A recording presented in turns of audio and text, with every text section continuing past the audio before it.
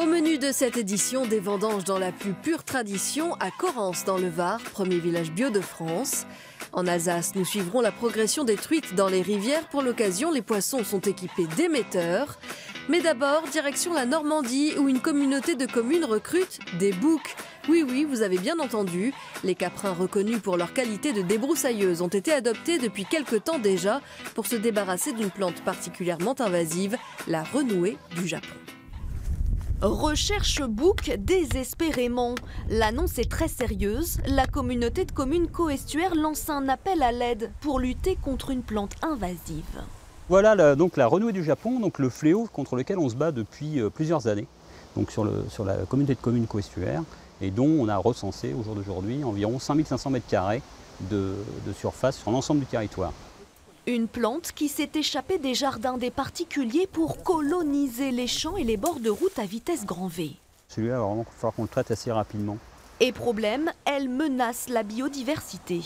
Elle monte quasiment à 2 mètres de haut pour les grands foyers et donc du coup elle empêche toute la lumière d'être sur les plantes qui sont au ras du sol, donc toute l'herbe, toutes les autres plantes meurent et donc la flore qui pouvait exister auparavant disparaît avec la présence de ces foyers de renouée du Japon. Et en plus, elle produit une substance nocive. Même les produits phytosanitaires sont inefficaces. Seule solution alors, les boucs. Allez garçons. Depuis 6 mois, 14 boucs défaussés ont donc été introduits sur cette parcelle envahie de renouée du Japon. Un test qui semble porter ses fruits. Je trouve que les boucs ont très bien travaillé.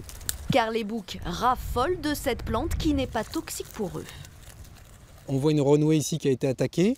Avec même des tiges qui commencent à nécroser, de nouvelles pousses qui repartent ici et qui seront de nouveau pâturées par les boucs.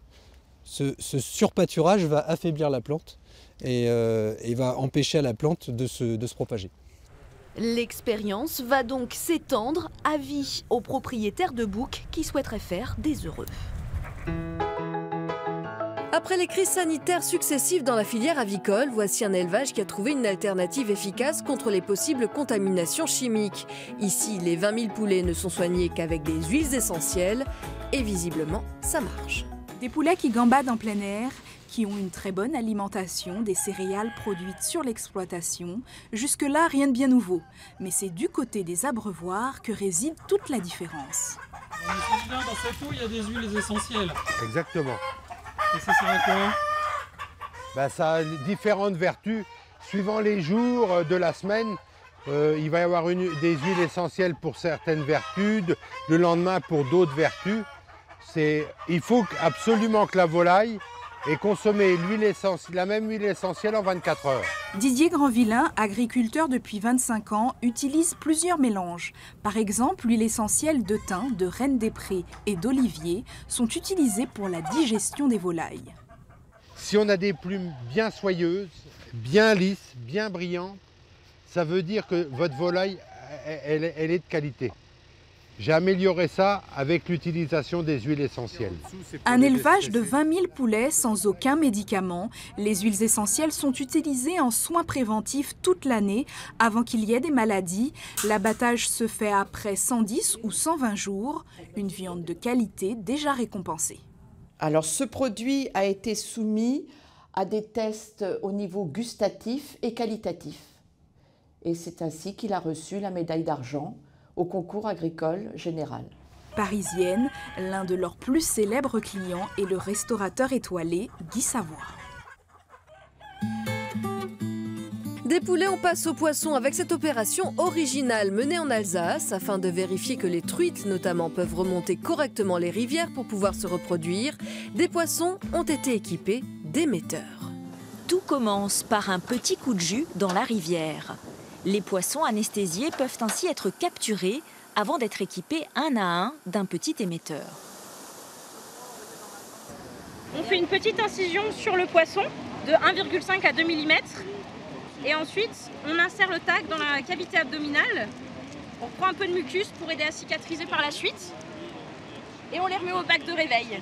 Et après les poissons seront relâchés un peu plus en aval. Des truites, des chevennes, des chabots. En tout, 250 poissons sont équipés du dispositif.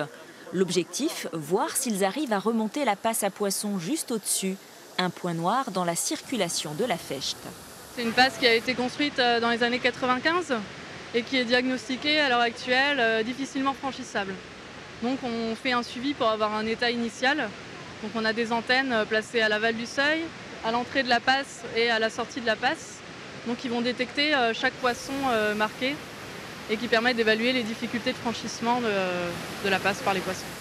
Tous les ans dans le Haut-Rhin, 4 à 5 passes à poissons difficiles à franchir font l'objet de gros travaux de rénovation, comme ici à Viroval.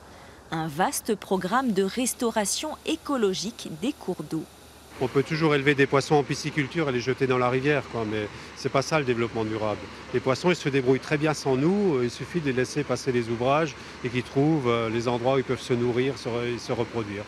La libre circulation est un enjeu majeur pour l'environnement. Les truites notamment doivent pouvoir remonter les rivières pour survivre. Enfin, des vendanges à cheval, une pratique ancestrale que Correns dans le Var a décidé de remettre au goût du jour. Il faut dire que la commune fête cette année les 20 ans de son label Village Bio de France. Cela valait bien une cuvée spéciale. Allez, grosse. Allez, voilà. Kalienka est une comtoise âgée de 10 ans. Une jument utilisée dans certaines parcelles de vignes à Correns. Cette parcelle est cultivée toute l'année au cheval, donc il n'y a pas de tassement de sol et ce aurait été dommage au moment de la récolte de passer avec un tracteur et finalement d'anéantir le travail de toute l'année. Car dans le premier village bio de France, le sol est particulièrement choyé. C'est des terres de tuf, calcaires, terres blanches, donc filtrantes. Nous, sur ces terres blanches, on met un cépage qui est le roll. Donc c'est pour ça qu'on fait, cette année, on a décidé, suite au climat dû à la sécheresse, qu'on fait cette vendange tardive, parce que d'habitude il pleut à l'automne et c'est compliqué parce que ça devient de la pourriture acide et non de la pourriture noble. Donc là aujourd'hui on est vraiment sur la pourriture noble. Ici, entre le gel du printemps et la sécheresse de cet été, la perte s'élève à plus de 60% sur l'ensemble du vignoble. Pour autant, pas de quoi décourager ces viticulteurs qui, pour fêter les 20 ans du bio, ont décidé de créer une cuvée en blanc de vin doux naturel. Là, pour l'instant, j'ai goûté les raisins sur souche, ils étaient très expressifs, un côté abricot mûr, un petit peu de notes exotiques. Bon, là, le jus commence juste à être pressé, donc j'attends que la cuvée soit complètement pressée pour avoir une impression globale du vin. Une tonne de raisins seulement sera pressée pour la cuvée des 20 ans, autant dire qu'il n'y en aura pas pour tout le monde.